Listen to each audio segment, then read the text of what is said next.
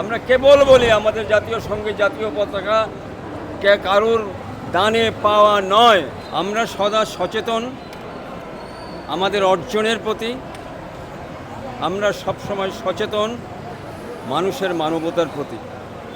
আমাদের অর্জন ৭১-এর মুক্তিযুদ্ধ, রাষ্ট্রীয় ৪ মূলনীতি।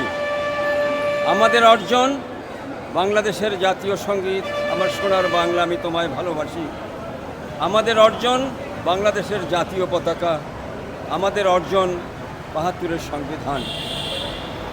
এই জায়গায় আমরা অনড় এবং অচল।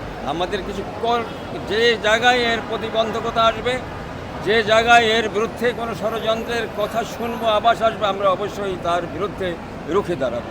এটি কোনো গুরুত্বপূর্ণ বিষয় নয়। যদি এই দেশে কোনো সরকার পরিবর্তন হয়ে থাকে, তাহলে কেন আজকে আমাদেরকে জাতীয় সঙ্গীতকে, জাতীয় পতাকাকে অপমানিত করার মতো দৃশ্যটা দেখাবে? আপনারা জানেন, জাতীয় প্রেস ক্লাবে একজনে প্রেস কনফারেন্স করে বলেছে জাতীয় সঙ্গীত পরিবর্তনের কথা, এবং তাতে কিছু অশ্রাব্য কথাবার্তা তিনি বলেছেন রবীন্দ্রনাথ সম্পর্কেও এই সব কথা তিনি বলেছেন অপ্রাসঙ্গিকভাবে।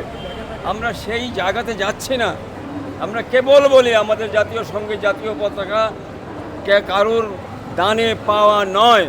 আমাদের অর্জন রক্তের বিনিময়ে অর্জন, শক্তির বিনিময়ে অর্জন। সেই অর্জনকে ধূলিসাৎ করতে দেয়া যাবে না, কিছুতেই যাবে না।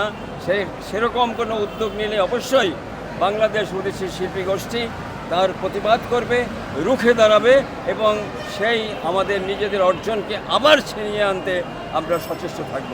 এ সম্পর্কে আমরা আমাদের অন্য ভাবনা যাই থাকুক, কিন্তু আজকের আমাদের অনুষ্ঠান, আমাদের উদ্দেশ্য হলো জাতীয় সঙ্গীত। আমরা জাতীয় সঙ্গীত জাতীয় পতাকার মানকে সমুন্নত রাখব, এই প্রত্যয় ব্যক্ত করে সকলকে ধন্যবাদ। আপনারা কষ্ট স্বীকার করে আমাদের অনুষ্ঠানে আসছেন।